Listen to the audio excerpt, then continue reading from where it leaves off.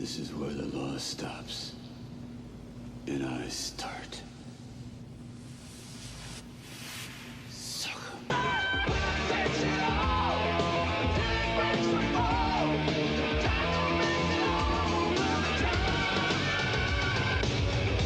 We're Cannon Films, and we're dynamite. Hello and welcome to this edition of Masters of Boogaloo, the podcast talk show that talks about the exciting and bizarre world of Golan and Globus, aka Cannon Films. I'm Aaron Lambert, and with me as always is Kyle Murphy. Alright, so we're going to do this episode today. Best way to describe it is the Stallone era of Cannon Films. The two Stallone movies. Which is kind of relevant of the time because there's, as we're recording this episode, there's a lot of buzz surrounding Stallone. He got the Golden Globe for Creed, and he's got a good shot at getting the Oscar for Best Supporting Actor in Creed. But there was a time where he was regarded as one of the worst actors of all time. In fact, I think he still carries the record for most Razzie nominations, and I believe these two films are amongst those. Yeah, but they're still not as bad as Rhinestone with Dolly Parton. No. The fact that that wasn't a Cannon movie is... No, that was 20th Century Fox. Nope, yeah, that was a major studio behind Rhinestone. Could you imagine being in that boardroom? All right, boys, I got an idea. We got Dolly Parton and we got Sylvester Stallone. Dolly Parton's gonna make him a country star. All right. You know, hey, they greenlit, Staying Alive, that was directed by Stallone. No, that was Paramount. That wasn't Fox. Yeah, but it's still directed by Stallone, the sequel to Saturday Night Fever. But you got to remember, at this point, he had just come off the huge success when he did Cobra and Over the Top. He had just come off the huge successes of Rocky IV and Rambo 2. Exactly, and those movies made $100 million. And goes without saying, being the schlockmeisters that Golan and Globus were. They wanted to cash in on that, so they pretty much set up two projects that were pretty much a vehicle for Stallone that were another Rocky movie and another Rambo movie, being Over the Top and Cobra. And even though Cobra was released first in '86, we're actually going to talk about Over the Top first, just because it's simply one of a kind. The best way you can describe it, it's the Sylvester Stallone arm wrestling movie. It's just, it's there's 10,000 boxing movies, lots of wrestling movies, one arm wrestling movie. But you know what? I think we needed that one arm wrestling movie. I think it belongs in this world. It belongs in a museum. Yeah, it's just just so we could have one. But now that we have one, that's more than enough. They were so certain that this was going to take off that they made action figures. They did make friggin' action figures for this movie. They made action figures, and they also had a little tabletop arm wrestling thing where you can hold on to one side, arm wrestle your opponent. Which if you really... It looked like a Rock'em Sock'em Robots, just without the robots. Yeah, pretty much. But if you look at it, wasn't that the 1980s in general? It was... Okay, we got a new movie coming out. We need toys. Well, it's an arm wrestling movie. I don't care how you do it, just make toys. And the fact that Golan and Globus thought that arm wrestling was the way to go. It didn't even occur to them that this would be a stupid idea. I bet you $5 the writers of this movie, whoever came up with the idea, they were in a diner, they saw a couple kids who were bored, and they were playing playing arm wrestling, and then they were like, "Aha! That's what's with the kids today." Well, you know what? I'm actually kind of intrigued about maybe tracking down the original script for this movie, because apparently, what was it? Sterling Silliphant or something like that, who wrote the script with Stallone, because Stallone, being Stallone, of course, changed a lot of things and put his own flavor on it. As he does. I think a lot of the whole relationship between father and son and Over the Top is thanks to Stallone. But anyway, the other screenwriter claimed in the Electric Boogaloo documentary that revolves the entire history of Cannon Films that this was not the movie he wrote. It was far less, in his words, stupid. And I'm curious to see how much better an arm wrestling movie How could how have did been. you make this? How do you make an arm wrestling movie exciting? Because it's two guys grunting. It's And holding hands. Two guys sweaty, grunting, and holding hands. it's manly. It's man, you know. And that's the thing about this movie. From the opening credits, this is like the man, like, it's literally a song about America in this country, and it's like, my God, this song is bad, and it opens. Well, you got to save the good song for the end, which is Sammy Hagar's "Winner Takes It All," which I still hear every now and then on the radio. Because it's Sammy Hagar. It's on his Best Of album, Red Rocker. There it is. Oh my God! But the thing with this movie is that, well, I mean, the soundtrack is great because it's '80s cheese at its finest. I mean, it's a bona fide '80s movie. I mean, down to the look, the feel, the music, the, no pun intended, the over the topness of it. It is its title. Exactly. And here's the problem with the movie. First of all, let me a quick, for those of you who don't know, the movie revolves around Lincoln Hawk, played by Stallone. He's a kind of, surprise, surprise, underdog. He's a lonely truck driver who just makes his living driving from place to place, but he also makes a side living by competing in arm wrestling competitions. He's trying to rekindle a relationship with his son he abandoned years ago, while his wife or ex-wife is dying, and she wants them to form a relationship. Meanwhile, the grandfather hates Stallone's character for no reason besides the fact that he's Stallone and he's the underdog. And he tries to take his son away from him and raise him as his own to be a pretty much upstanding snob. And the kid plays that perfectly, by the way. A spoiled little snot. We'll go into that in a minute. So they, of course, rekindle, but then ultimately, for drama's sake, break apart again. Lincoln goes to Las Vegas to compete in the big national arm wrestling tournament. Which has a surprisingly small turnout. Exactly. Go figure. Arm wrestling tournament, small turnout. He competes. His son is there to cheer him on, having a change of heart. And he wins the competition, and he wins his son back, and they drive off into the sunset with their new trucking company, Hawkinson, and credits roll here. So with that being said, my number one... You put that so eloquently. Well, I mean, the thing is, with that being said, with all that going on in one movie, the movie really does not know what it's trying to be. Is it trying to be a father and son movie? Is it trying, as in a father and son drama? Is it trying to be a trucking movie about trucking? Or is it trying to be an arm wrestling movie about arm wrestling? Because they do all three, and none of them right. if you can get arm wrestling wrong, they achieved it. It's not. It's just trying to be an America movie. It's America movie because made by two Israelis. but it proves, what they thought. What it's like. Okay, what do the American kids want to see today? It's like they like arm wrestling. Is that like pro wrestling? It's like wrestling, but with your arms. You can see the struggle and the push and the pull of drama, and it's going to be epic. Stallone. If you look, okay, here's the thing with any,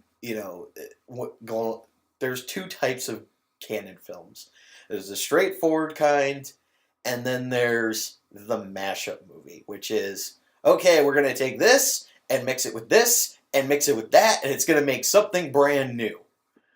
It's like they say in the they talk about Ninja 3: The Domination. Okay, we're going to take Flashdance, The Exorcist, and a ninja movie.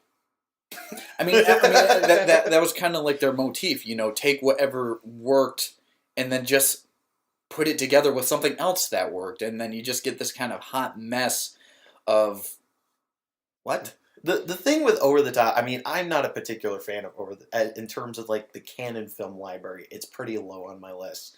But because it's low on my list because when it's dull, oh my God, it's dull. It is boring. And the kid doesn't help. We'll get to that in a minute. But the thing with the movie is when it becomes like 80s cheese and it becomes like uber exciting. That's when it becomes like an 80s movie. It's like you have that whole final thing, and the score by Giorgio Moroder helps. Oh yeah, You know, want to talk about 80s synth? you know, just like ugh, and you know, of course we have to have our Ivan Drago, you know, who comes in the form of this big burly bear type guy, you know, who's like, you know, hey man, let's do it, you know, do it now. You ain't got a prayer in Vegas. There you go, prayer in Vegas. Yeah, he starts imitating it, or not imitating it, intimidating him, pretty much from the get-go. It's easy to imitate him. You go, come on!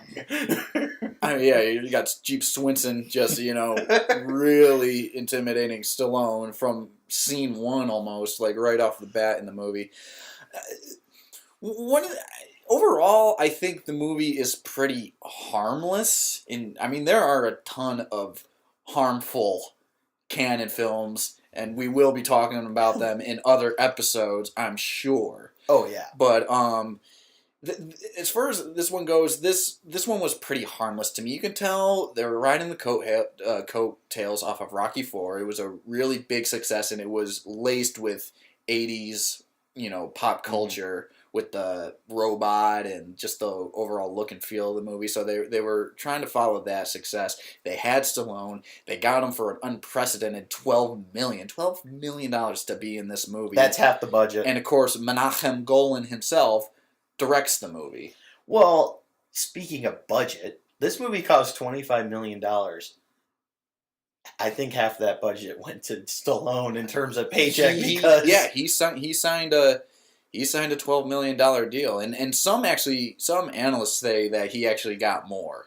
But as far as like the record books go, he got about $12 million. And that's the perfect way to describe this movie. It's a paycheck movie. Exactly, and it's a paycheck movie. You can see it in Stallone's face. He's very.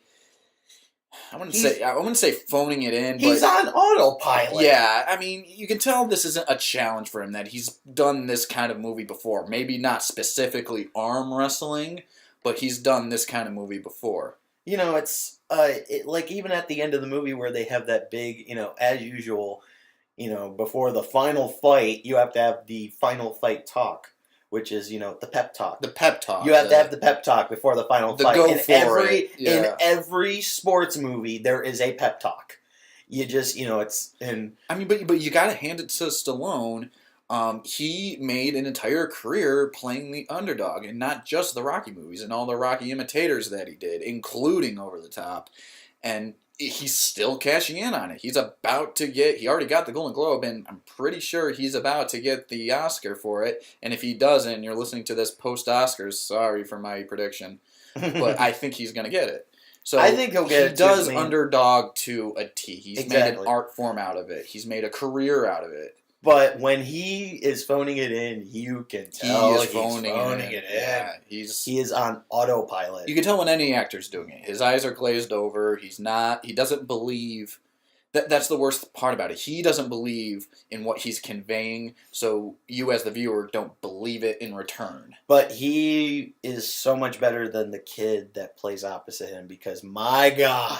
Right. I mean, it's hard to find a good, successful child actor, especially in the 80s. But yeah, That wasn't the Coreys. I know. They didn't get one of the Coreys, Feldman or Haim. They were too old. Yeah. But, this one... he is like, and he was in a couple other canon films. He was in Going Bananas, which I'm sure we'll tackle if we can find it. And that's like the monkey movie. They were like, we're gonna make this movie, you know, this monkey movie and everything like that. But the thing is that with his character has like the quickest arc. It's like, I hate you, I hate you, I hate you, I hate you. End of the movie. Oh, I love you. I'm going to steal a truck and go find you. Well, the thing is, it's like, throughout the course of the movie, you can tell, again, in most of the movie, you think it's one movie, and then it just turns on a dime to something else. I'll talk about that in a little while. But he does rekindle a relationship with him, and spoiler alert about this movie, however, the movie is 19 years old now. He wins! So if you haven't seen it, you know, shame on you before listening to this podcast. He does rekindle a relationship with him. you look like they're going to live happily ever after. And by the way, it also, as another movie genre, it's also a road trip movie. This goes along with the whole trucking aspect of it. And they're driving to see his terminally ill wife, in the case of the kid, his mother, and they don't make it in time. Again, spoiler, they don't make it in time. She passes before they get to him, and that's when the son has a total breakdown and turns his back, we think, or led to believe, permanently on Lincoln, because if he had gotten on a plane to get to the hospital, he would have seen his mother before she had passed, but instead he got into the truck with his dad, and it took a few days for them to get there, so he blames him for her death. Then you wouldn't have the plot. Exactly, but it's not until the kid goes to his grandfather's house and finds all the letters that Lincoln supposedly had wrote him over the years that he never saw, realizing that, Robert Loggia, who plays the grandfather, is the bad guy if you hadn't already figured it out by this point. And he's a terrific actor. And again, unfortunately, one of the many that we've lost in the past couple months. He passed away in December. Yeah, this has been brutal. It has. And the thing with him is his character is so one note. It's I hate Lincoln, because he's not up to my standards, and it's just very, like, it mind blow. It's like everybody's on autopilot. And as you were saying before, the kid, Michael, played by David Mendenhall, is probably the weakest link. I mean, can you blame him too much? I mean, he is a child actor. Has he done anything else besides those two canon movies? I really don't know. The only thing I know him from is this and Going Bananas. That's about it. But he did get the worst supporting actor for this, and that is rough for a child at the 8th annual Raspberry. Could you imagine being a kid actor? Yeah, I mean, I got nominated for an award. What is it called? It's a Golden Raspberry. For Over the Top, the arm wrestling Stallone movie. I mean, if I was a child actor, I'd pretty much hang it up after that point too. He got it better than Jake Lloyd from Star Wars Episode 1. But as we said before, Stallone is also privy to the Raspberries. He got nominated for Over the Top. He lost to Bill Cosby for Leonard Part 6, which deservedly so. But I'd rather watch this than Leonard Part 6. Agreed.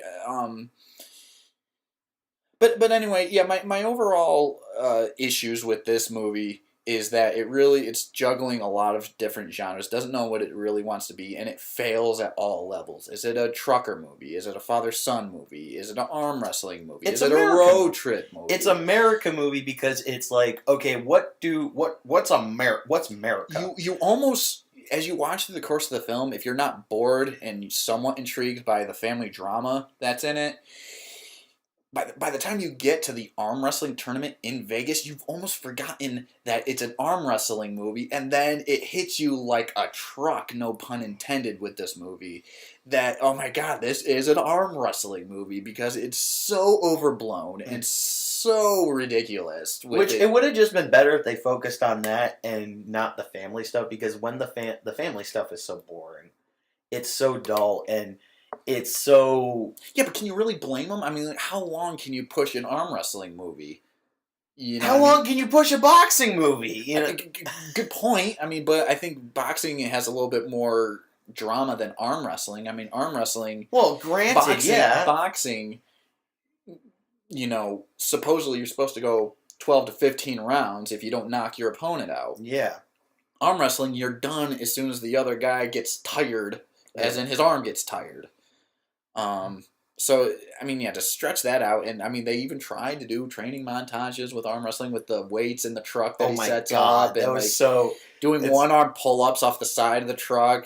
It reminds me of the guy from... This movie is full of montage. Well, yeah, I mean, it reminded me of the guy from Lady in the Water who only works off one half of his body. I'm like, you got that from Over the Top Shyamalan. That's like, and speaking of, montages, this movie is full of America because it's full of product placement. Oh, yeah. He's trying, and the joke I love to make is when he's doing the exercising with his kid, they're doing all the Karate Kid stuff, and he rips off the other sleeve of his military jacket, to make it look hip and badass. Yeah, I mean, here's this $500 military jacket I'm sure your grandfather paid for, and I made it about $250 now because the sleeves are missing.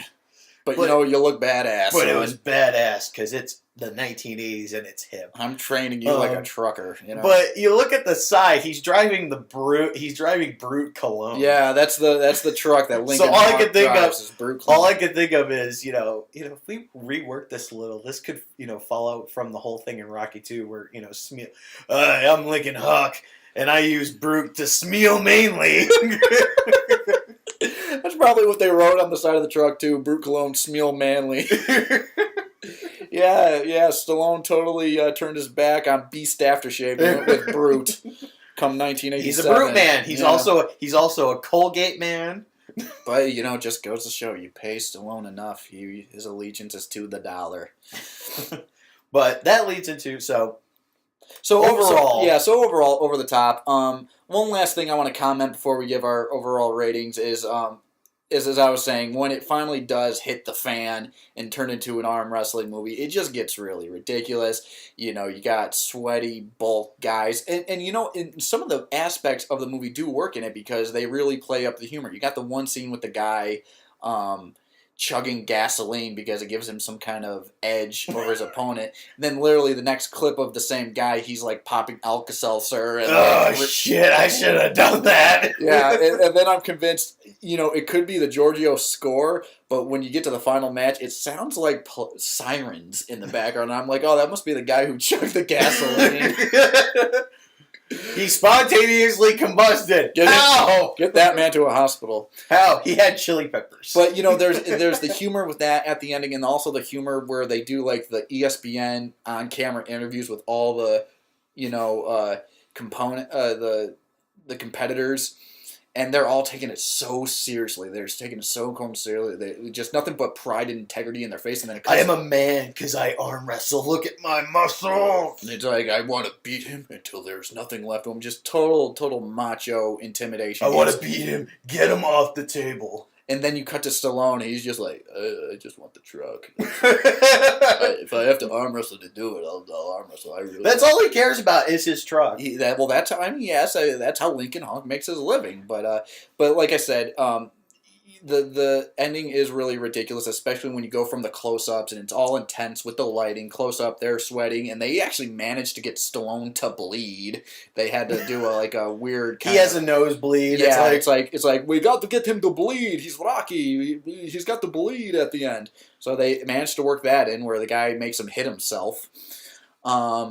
But then you cut to a wide shot with all these intense close-ups, and you see it's just guys standing around like almost bar tabletops, arm wrestling, and you're like, wow. And there really isn't much of a turnout. But is that any worse than a poker tournament? Where literally that's all people are doing is sitting at a table. It's almost along the same lines as a poker tournament. I'm not sure which I would rather to see, honestly. I mean, the things I like about Over the Top. I like the soundtrack. The soundtrack is 80s cheese. And when it finally gets to the arm wrestling part, when you just slug through all this family drama, when he, bursts through the gate with his truck and he gets arrested, by the evil grandfather. Which all he does is get arrested, and everything like that. It's just like, and then when you get to the arm wrestling parts, it's like, wow, this is exciting. It's stupid, but it's exciting. And it's like, why couldn't have this been the movie? Like, why couldn't it have been? And you want to talk about bad character arcs. I mean, take a look at the grandfather who just, for no reason besides that he's Stallone, the underdog, just despises Stallone's character, Lincoln.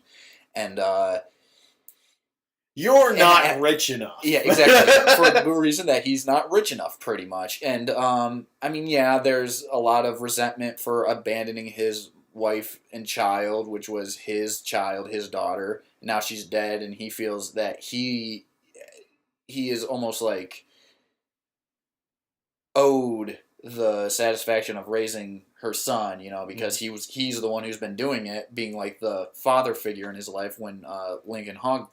Yet some father figure who leaves his kid back at the house to go to Las Vegas to be like, stay out of our lives. Here's 500 grand and a new truck. Just get out of here. Meanwhile, across town, the kid steals a truck. Yeah, and they somehow, without being caught by the cops, without getting pulled over, somehow gets to the arm wrestling tournament on time. He gets there on time just to give Stallone the pep talk, and he wins day. But the thing I'm making the point with the grandfather, he does the worst character arc I've ever seen, because he makes it down to Las Vegas. They're all there to see Stallone pull this off, and once he does, it cuts to the grandfather, and he's like, he's crying. The man who for just absolutely hated and despised this man looks on him with tears in his eyes. He's like, you know what? He's not that bad. He reminds me of me. Yeah, before I made my money, I was an arm wrestler too. Okay, so yeah. That's the prequel we'll never see. Yeah, but you know what? Maybe I'll write it one day. maybe it's time, America. Maybe we need another arm wrestling movie. Well, we got... So to wrap up Over the Top, I'm going to say... it's ridiculous, it's confused overall on what it's trying to be, and what it's trying to be, but just doesn't succeed. But overall, in terms of the whole canon universe, it's pretty harmless. The soundtrack is good. When it's over the top, it's over the top. It is its title. And when it has its funnier moments, it is entertaining, but it doesn't get fully entertaining till about the last half hour. Until then, you're trudging through montage after montage, and you're trudging through, really bad child acting. No offense to the actor. But it is a staple, I want to say. Like, if you have a need to kind of, like, really study on whether it's either the Canon Films Library or even Stallone's film library, it is a entry that you can't overlook. It's America. You got to see it to believe it. It's full of grease and testosterone and just muscles, and it's America. And what more to say than winners take it all and losers take the fall. All right, and continuing with the whole Stallone era of canon films, he did make 2 movies, and the other one being 1986 Cobra, the one that predated Over the Top by the good one. Yeah, it's regarded as the good one, though also the forgotten one. I think Over the Top stays a little bit more in the public conscience than Cobra does. Mm. But where you have Over the Top is to Rocky, Cobra I guess would be to Rambo, even though he's not a military guy, he's a cop. But it's still kind of action. He does the job nobody wants. That's right. The zombie squad. All right, so the first thing I want to say about Cobra, I guess, is that I actually enjoy the movie. Same here. I have like little criticisms of it, only because I know what it's supposed to be. It's supposed to be a kind of turn off your brain action movie of the cop genre, and it succeeds, and it succeeds on a level of being like a pure 80s action movie. It's almost like a comic book in some ways. I mean, you got a villain named Night Slasher who just wears, leather jackets and has custom knives and has an occult behind him where their symbol is clinking axes together in the air, and you have big-haired Bridget Nielsen as the love interest before she became freaking... Clink, clink, clink, clink, we're evil! Clink, yeah, exactly. Clink, clink, clink. Bridget Nielsen before she became hideous, and... oh, come on, now that's mean. That's mean, come on. Well, she can come on the podcast and defend herself if she wants. I dare you to make that happen. She wants to call in or something. I dare you to be like, excuse me, miss. And I'll be like, why did you do this to yourself? Was it Flava Flav? But I digress. Yeah, back in the day, I used to be a really big fan of Cobra. In fact, in my adolescence, I made 2 internet sequel movies to Cobra. Cobra 2 and Unleashed Cobra 3, which ultimately became Unreleased Cobra 3. But yeah, I was really into Cobra in my youth. I was in one of them. I was in the one that didn't get released. Exactly. Maybe then, that's why. But hey, I'm kidding. Don't make me punch you. No, I'm kidding. I'm giving him the evil glare. So when I like to talk about a movie, I usually like to look up the history of the movie and like the production, what it was like making the movie, just to kind of almost see how the movie turned out to be. And this movie did have some issues in regards to production. First of all, for those who don't know, Stallone was supposed to do Beverly Hills Cop before Eddie Murphy came to the table. But he didn't want to do the comedic aspects, so when he rewrote it... As Stallone does. Yeah, because he has to rewrite everything. Yeah. He basically took all the humor out of it, and Paramount's like, we want like a more humorous movie, we're going to get Eddie Murphy. And so Stallone dropped out, and he took his ideas for Beverly Hills Cop and incorporated them into the Cobra script, which is also based on a Paula Gosling novel, Fair Game, which was made into a movie years later. With William Baldwin and Cindy Crawford. Right. But you gotta think, it's like Cindy Crawford, which I've seen it.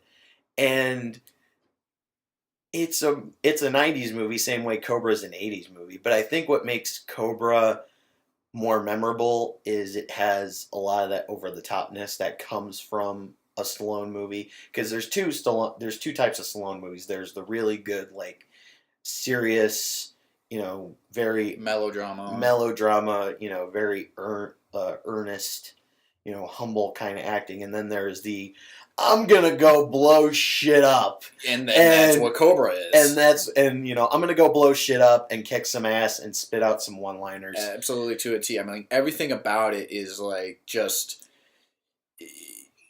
to sell popcorn. Exactly. And here's the thing. What makes Cobra more memorable than Fair Game is... Fair Game it tries to be that and it fails because William Baldwin, I love you. You're one of my favorite Baldwin actors, but like not action like Baldwin action star. You mean there's more of them?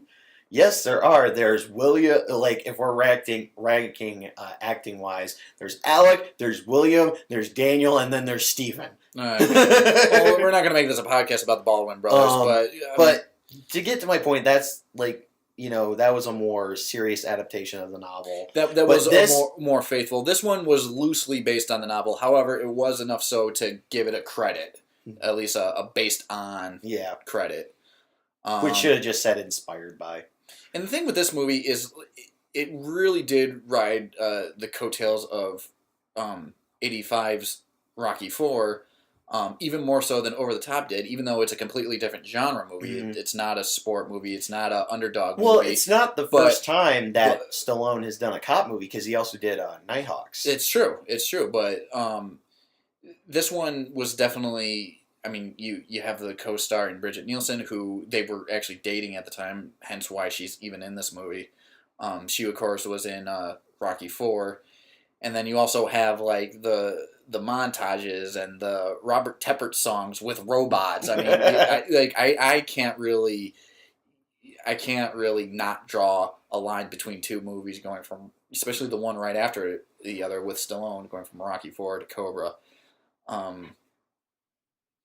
But it's one of those things, like, if you really look at, like, kind of to bring up the whole montage thing, that was the big, every movie in the 80s had some kind of montage, just because it was the joke that I'm still hearing, the whole Team American joke, the song. That's got a montage. Yeah, that thing that just won't die. Even Rocky had a montage. Yeah. But the thing with that is that's funny just because as, a little parody song, but, the thing with the whole montage thing is, like, every movie that Stallone was in had some kind of montage.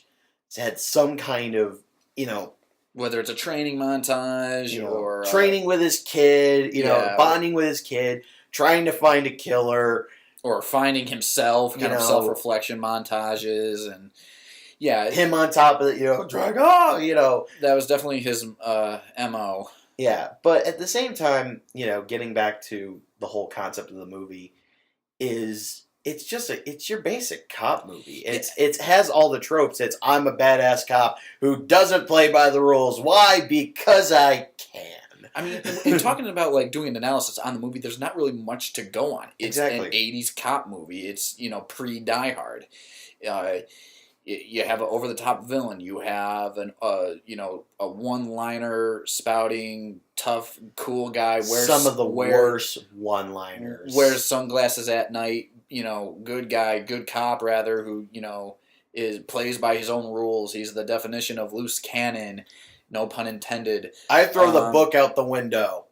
Exactly, and in terms of a movie, it's pretty much that. The thing I really want to talk about is like the production that went into this movie, because I guess it did have a troubled production, and it had even troubled post production in terms of editing the movie. For those of you who don't know, this movie was severely edited.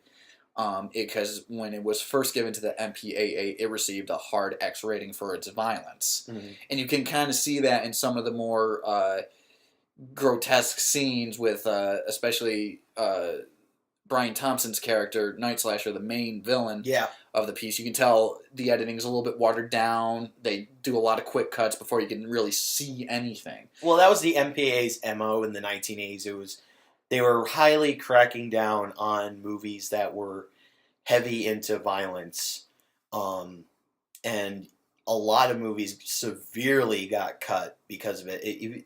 Just look to kind of use an example to compare Cobra to another 80s cop action movie. RoboCop was severely edited. Oh, absolutely. Because that had a ton of violence, and if you watch the director's cut, which is widely available now, even more so than the original theatrical version, there's a difference in the violence. It's more rough, and it's bloody, and it's gross, and it's disgusting. And that's what I could imagine from the descriptions I've read of the scenes that got cut from Cobra. Because the original cut of this movie was 2 hours. Right, yes. And then what they did, and of course with a 2 hour movie, you can only fit so many. So they sent it to the MPAA, got an X, and they're like, all right, we got to cut some of this down. So they took a 2 hour movie, in order to just squeeze that one extra showing in, they cut a 2 hour movie down to 80 minutes. And Cannon is pretty notorious for doing that. The main one coming to mind is Superman 4. Of course, which we'll deal with on a later episode. That's an entirely new episode. That's going to be very interesting. You'll want to hear that one. But yeah, that is something that Cannon's pretty notorious for doing. And also, you bring up RoboCop and the over-exaggerated violence in that one. That was done more satirical. I think the ones in this one was done more on a visceral, kind of realistic level. Yeah, but at the same time, it's again, this is pre what I would call like the serial killer craze in the 1990s with Silence of the Lambs and Seven. And we want to talk about the antagonists in Cobra. It almost plays like it's a comic book. The guy's name is Night Slasher. I mean. And that's one of the things. Can't we just call him Bob? I don't know. I think, but that's a part of the charm of the movie. You know what I mean? It's really not a movie that's supposed to be taken seriously. It's really this is one of those Stallone movies. It's like, are you really looking for the existential? What is life? What is life? What is reality? You don't go into this movie asking for that. You go into this movie going, okay, Stallone, are you going to kick the bad guy's ass? Yes, and I'm going to blow him away. Yeah, it's like Stallone, literally. Stallone, we need you, wielding machine guns, wearing sunglasses at night, and using a matchstick for a toothpick. I mean, that's what sells popcorn. That's exactly what we get in this movie. That's what the Expendables did. And he almost cashed in on that. Exactly. And one of the things about this movie is that during the production, I guess Stallone was not the most liked guy on set. I've read things where he can't be as bad as he demanded things to be reshot and totally redone, even though they were well into the can and done with. But he just demanded it to be shot, and making things very difficult for him. Also, there was a thing, I guess, where a supporting cast and extras were forbidden to talk to Stallone.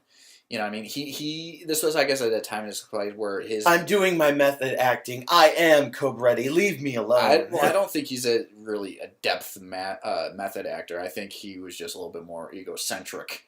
Everybody has that. He's coming off a Rocky. He's coming off a Rambo. There is only one Stallone at this point. I mean, he's pretty much second to none. Exactly. In terms of these kind of genre But pictures. But But you got to look at it like this. Every blockbuster actor has one of those movies.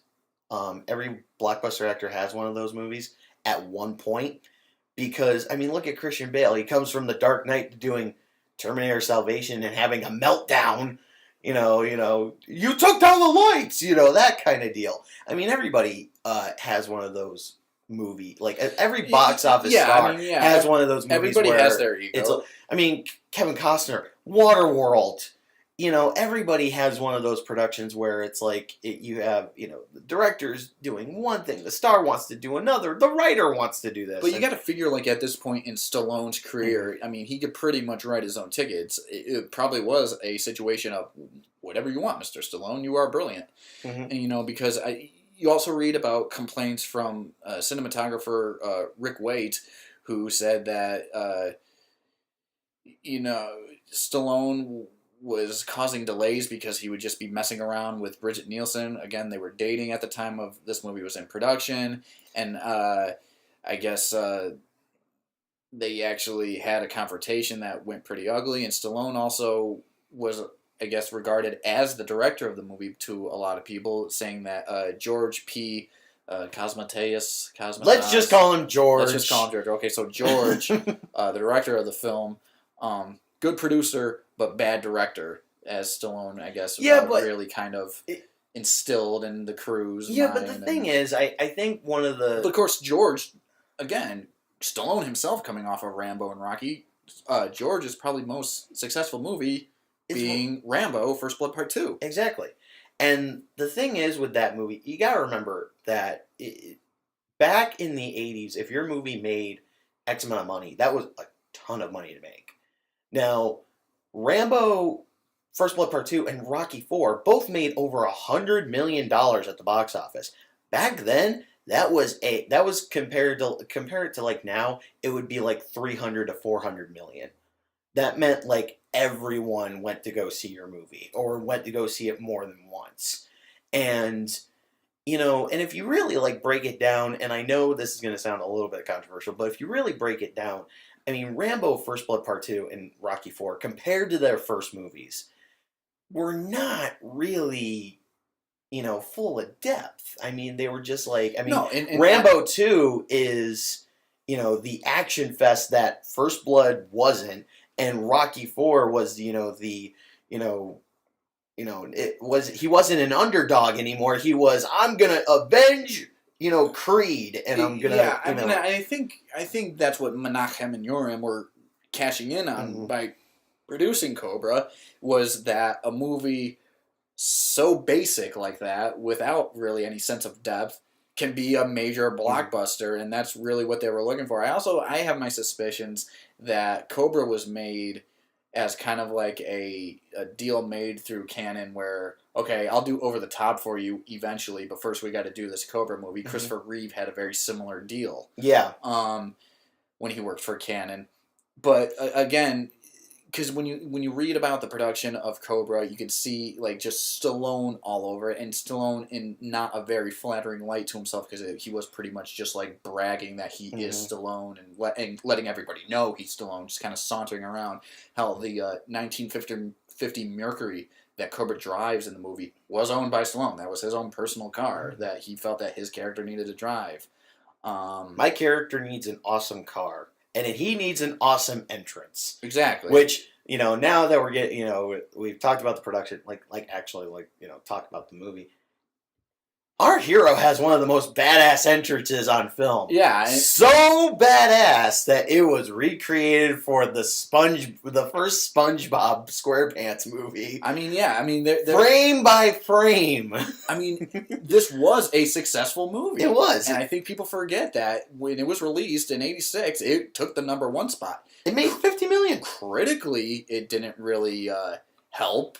But it was a financial success, and I'm really surprised. But who listens to critics? At the height of franchises, it's almost kind of a resurgence of today, where franchises are more greenlit than single movies are. So I'm surprised we didn't get a Cobra sequel.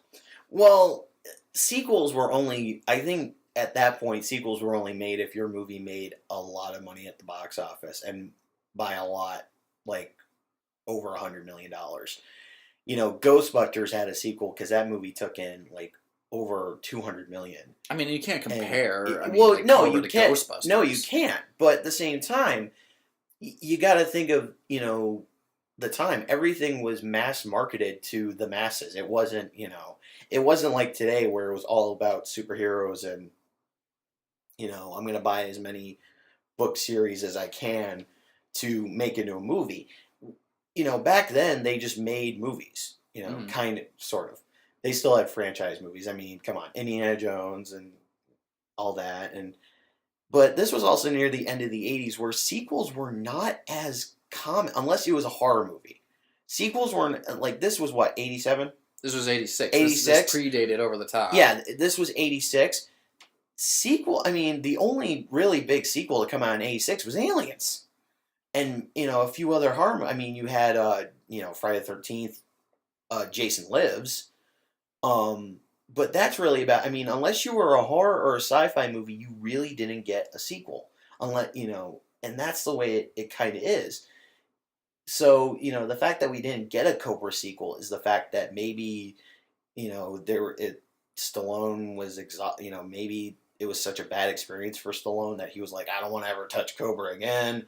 I don't want to ever do another, you know, I just want to do, you know, I just want to do another Rambo after this. Maybe it didn't make as much money as they thought it would. And, I mean, this movie gets criticized a lot for its plot, or should I say lack thereof, because on the whole, you look at it and it's pretty much just a series of actions scenes, one after another. The plot is very basic, where you have a girl played by Bridget Nielsen witnesses a murder from this gang of cult following killers. They see them kill a innocent woman. She sees them kill an innocent woman, and she has to go into witness protection, led by Officer Marion Cobretti. Yes, that's his name. And that's the running joke in the movie, is that he has a really weak name, and he's such a tough cop, and who goes by the nickname Cobra. And that's pretty much it. We named the dog Indiana. kind of. And that's pretty much it as far as the plot goes. It's, you know, it's a witness protection movie. Mm-hmm. It's, you know, got to get the girl to safety. And, of course, you throw in the unrequited love, the two characters falling for each other, meaning Cobra and Bridget Nielsen's character, Ingrid, and, you know, a ruthless killer, and then the ultimate showdown at the end. Car chases in between, and guns, and... Well, you have to show the important bits. The important bits are the action bits. Exactly, but that's what I'm saying, is like, you know, there's, as far as a story or a character arc, there's not really much to it. It's just literally a series of action scenes. To me, that's not that bad. I'm going to say, that's... You know? I mean, because you kind of know, getting into a movie called Cobra, where the poster is literally Stallone being a badass with a you know, semi-automatic Uzi or whatever. He's just like, and you know, when you have the tagline, which is a line in the movie, it's like, you know, crime is the disease, meet the cure. I mean, Cobra. Exactly. Cobra knows exactly what it's trying to be, whereas compared to Over the Top, they're trying to trick you into thinking that it's more than it really is. You know what I mean? I'm convinced two great things called Cobra came out of the 80s. This and G.I. Joe. I was wondering when the G.I. Joe reference was going to come up, but yes. Cobra retreats! But getting to some of the one-liners, because the worst one-liner comes at the end. And though the ones listening to this podcast will know what one we're talking about, we added it in the beginning only because this one-liner is so unremarkably bad, and I can only assume it was Stallone who wrote it, trying to be a little bit more relevant than he wanted to be. And this is where the law stops, and I start. Sucker. Nice pause in between both lines. You had one where, yeah, it's a very cheesy one-liner, but maybe you should have quit while you were ahead when he says sucker. Not even sucker, or just sucker. Sucker. And sounds like Booker T from WCW. I know, just what? We're gonna get you, sucker. And it's you got Brian Thompson pre-Annihilation. Pre-Mortal Kombat. Yeah. Well, no, not necessarily that. Pre-Mortal Kombat and like all the other TV bits he would do. He like Highlander. The first time I saw him show up in a movie was Terminator as one of those punk guys that Schwarzenegger steals clothes from. In the he hung out with Bill Paxton? Oh yeah, yeah. Wash day tomorrow. That guy. Anyway. But, when you go into a movie like this, because, again, like, I'm not as, like, it's not, like, over the top where I'm just like, oh, man, this movie is just, Yeah, you got something, like, over the top where you can literally just spend hours. We only spend a half hour, but we could spend hours tearing into it. What is wrong with this thing? Just tearing into it, whereas Cobra, it's just like, but you know what? It's a cop movie. But you know what? That almost might go against it. Is it, quick and painless? Sure. But do you really remember anything that happens in it at the same time? I just remember how the bad guys dispatch by way of, like, I'm convinced, somebody watched Texas Chainsaw Massacre, the whole thing with, taking somebody and putting them on a hook, and said, okay, I like that, but let's add fire. Yeah, and at a time when Cannon was, securing people like Tobe Hooper to make sequels to Chainsaw Massacre, you can see where they're being inspired. But in terms of memorability of, do you remember a really good, emotionally driven scene between actors in this movie? Because I can tell you no. The one scene, you got the love scene. I do like. Well, some of the by numbers. Well, some of the because being a cop show and a cop movie fan myself, I think one of the scene I like the beginning of the movie because it's it's old school. You get the bad you got the bad guy inside. I got hostages. I want this and that, and then it's like, all right, send the Cobra in, takes the bad guy down. And then he's outside with all the reporters.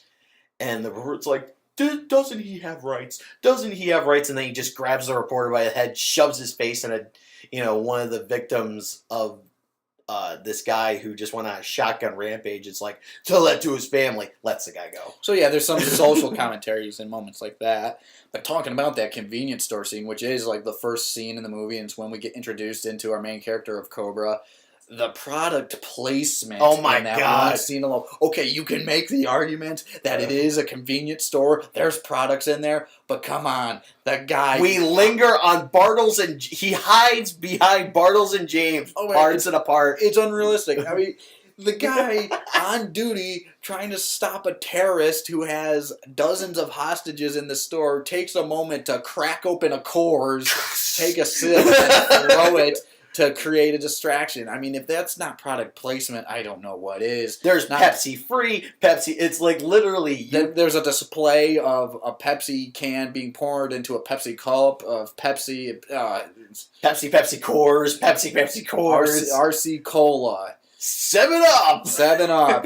You got almost every beverage known to man. The only thing that's depressing is not once did I see Tab. No. One of my favorite sodas, and not once did I see a Tab can. I thought this was the 80s.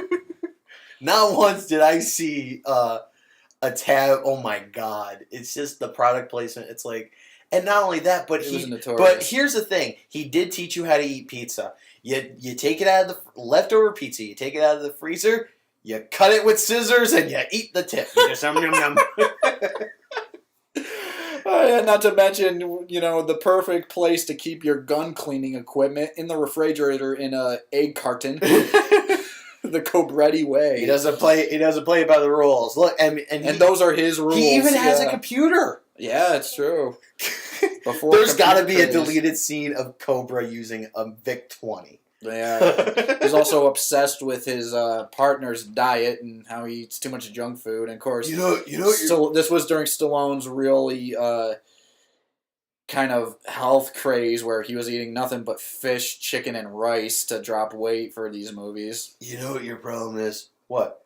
You're too violent. It's the junk food you eat, man. It's all the sugar you put in your body. Maybe eat a plum. Plums. Natural. Very good.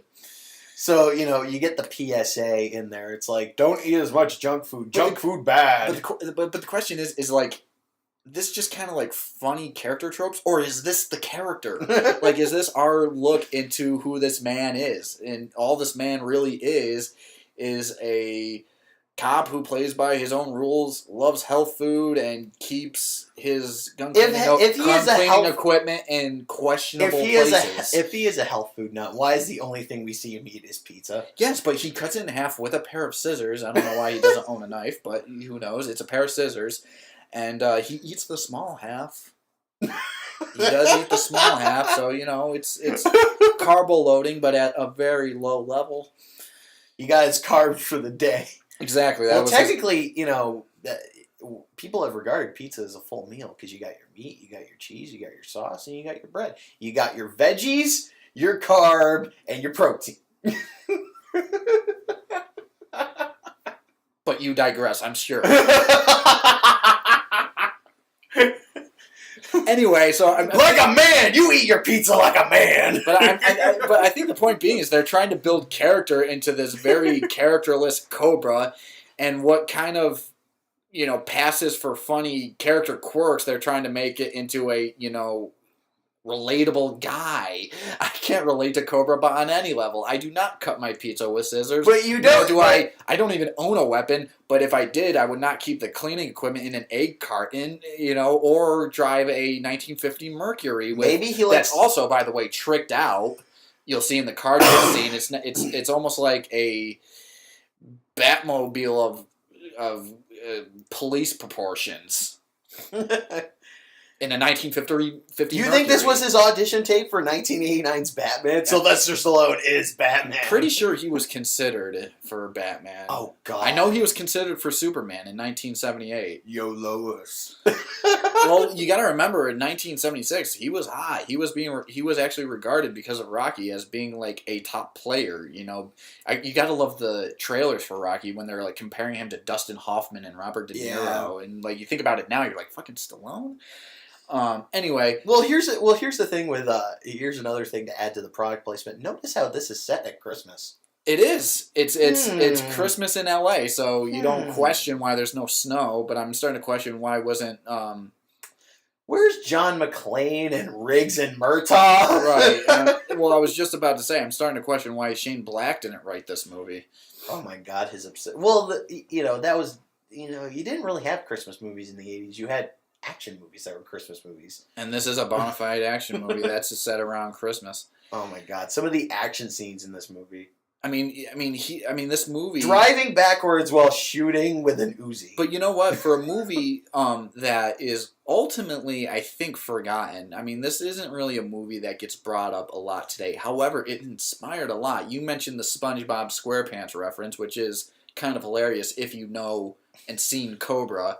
But also, the movie Drive was inspired by Cobra, and that got a lot of critic acclaim. Mm-hmm. And not so much box office, but a lot of critical acclaim. And as I was just mentioning about Cobra's tricked out 1950 Mercury, there's a very prominent moment where he flips a switch of nitrous, and I can only assume the Fast and the Furious people kind of took note of that. Well, I think that it has its. It's one of those movies that it flies under the radar just enough to where people can pick up on it and insert it into their own work. That's a great movie. If you could pick up on So it's almost like people don't remember this, so I can probably try to make it fresh again. Yeah, it's like when I saw the other guys with Will Ferrell and Marky Mark there, it's that's supposed to be a parody of cop movies. It's a much better parody than Cop Out is.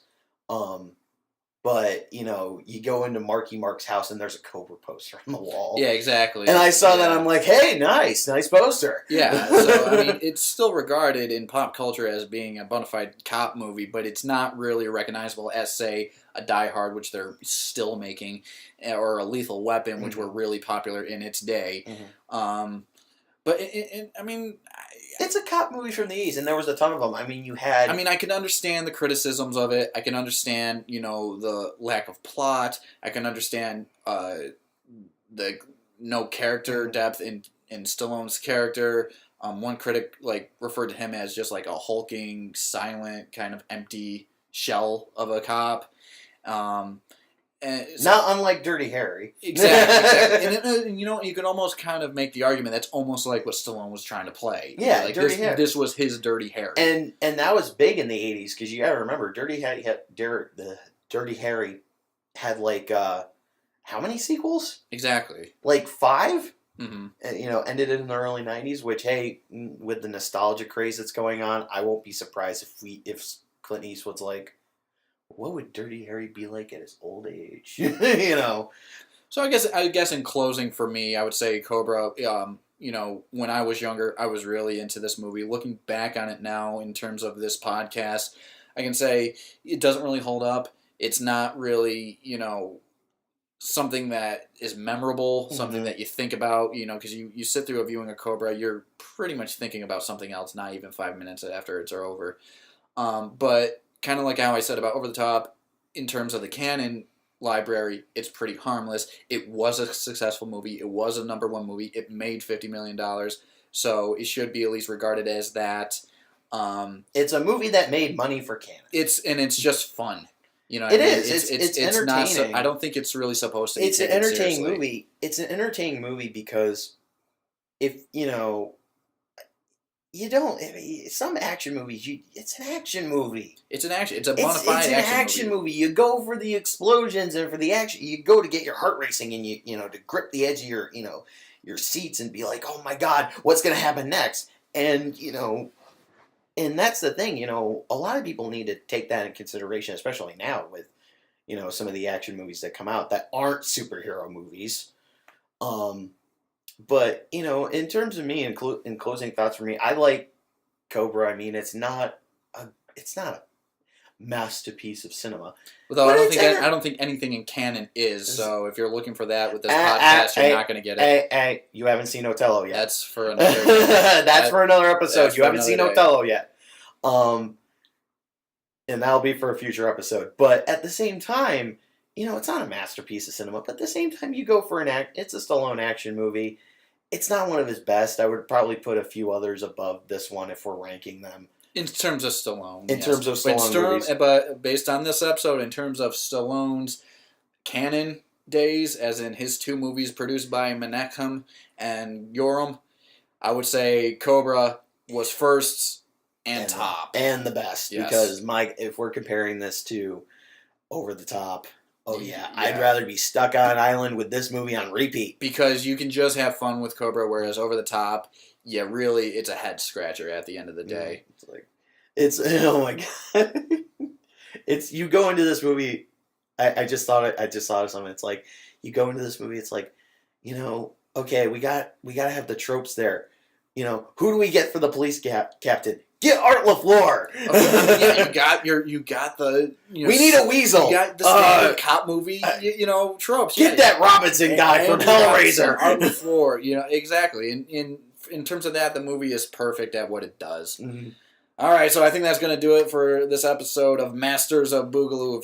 Pilot episode. Exactly. This is our first one, and if you enjoyed it, keep listening. And if you want to hit us up for any canon movies that you want us to talk about on the podcast, we're also thinking about branching off and doing full-length commentaries on canon movies. If there's something you want us to address or talk about, hit us up at mastersofboogaloo@gmail.com. In closing, I'm Aaron M. Lambert. I'm Kyle Murphy. Take it easy.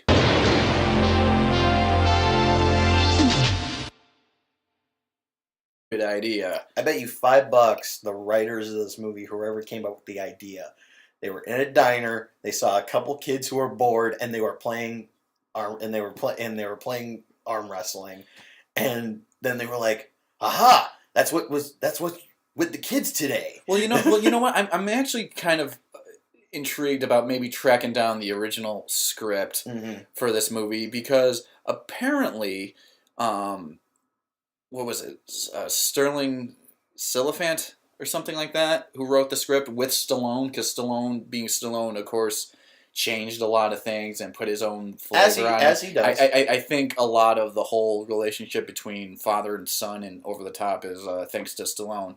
But anyway, the other screenwriter claimed in the Electric Boogaloo documentary that revolves the entire history of Cannon Films that this was not the movie he wrote. It was far less, in his words, stupid.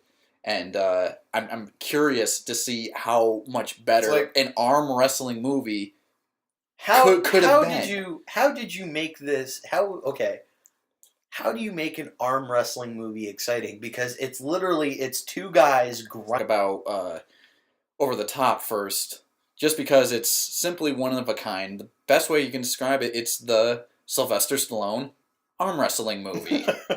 It's just, it's there's 10,000 boxing movies, lots of wrestling movies, one arm wrestling movie. But you know what? I think we needed that one arm wrestling movie. I think it belongs in this world. It belongs in a museum. Yeah, just just so we could have one. But now that we have one, that's more than enough. They were so certain that this was going to take off that they made action figures. They did make friggin' action figures for this movie. They made action figures, and they also had a little tabletop arm wrestling thing where you can hold on to one side, arm wrestle your opponent. Which if you really, it looked like a Rock'em Sock'em Robots, just without the robots. Yeah, pretty much. But if you look at it, wasn't that the 1980s in general? It was, okay, we got a new movie coming out. We need toys. Well, it's an arm wrestling movie. I don't care how you do it, just make toys. And the fact that Golan and Globus thought that arm wrestling was like the way to go, like it didn't even occur to them that this would be a stupid. This is where the law stops, and I start.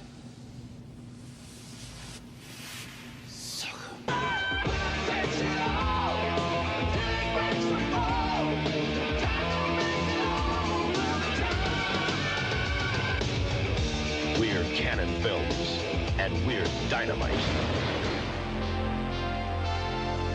Hello and welcome to this edition of Masters of Boogaloo, the podcast talk show that talks about the exciting and bizarre world of Golan and Globus, aka Cannon Films. I'm Aaron Lambert, and with me as always is Kyle Murphy. Alright, so we're going to do this episode today. Best way to describe it is the Stallone era of Cannon Films. The two Stallone movies. Which is kind of relevant of the time because there's, as we're recording this episode, there's a lot of buzz surrounding Stallone. He got the Golden Globe for Creed, and he's got a good shot at getting the Oscar for Best Supporting Actor in Creed. But there was a time where he was regarded as one of the worst actors of all time. In fact, I think he still carries the record for most Razzie nominations, and I believe these two films are amongst those. Yeah, but they're still not as bad as Runting. And holding hands. Two guys sweaty, grunting, and holding hands. It's manly. It's man, you know. And that's the thing about this movie. From the opening credits, this is like the man, like, it's literally a song about America in this country. And it's like, my God, this song is bad. And it opens. Well, you got to save the good song for the end, which is Sammy Hagar's Winner Takes It All, which I still hear every now and then on the radio. Because it's Sammy Hagar. It's on his Best Of album, Red Rocker. There it is. Oh my God. But the thing with this movie is that, the soundtrack is great. Because it's 80s cheese at its finest. I mean, it's a bona fide 80s movie. I mean, down to the look, the feel, the music, the, no pun intended, over the topness of it. It is its title. Exactly. And here's the problem with the movie. First of all, let me a quick, for those of you who don't know, the movie revolves around Lincoln Hawk, played by Stallone. He's a kind of Rhinestone with Dolly Parton. No. The fact that wasn't a canon movie is no, that was 20th Century Fox. Nope, yeah, that was a major studio behind Rhinestone. Could you imagine being in that boardroom? All right, boys, I got an idea. We got Dolly Parton and we got Sylvester Stallone. Dolly Parton's gonna make him a country star. All right. Hey, they greenlit, Staying Alive, that was directed by Stallone. No, that was Paramount. That wasn't Fox. Yeah, but it's still directed by Stallone, the sequel to Saturday Night Fever. But you got to remember, at this point, he had just come off the huge success when he did Cobra and Over the Top. He had just come off the huge successes of Rocky IV and Rambo 2. Exactly, and those movies made $100 million. And goes without saying, being the schlockmeisters that Golan and Globus were.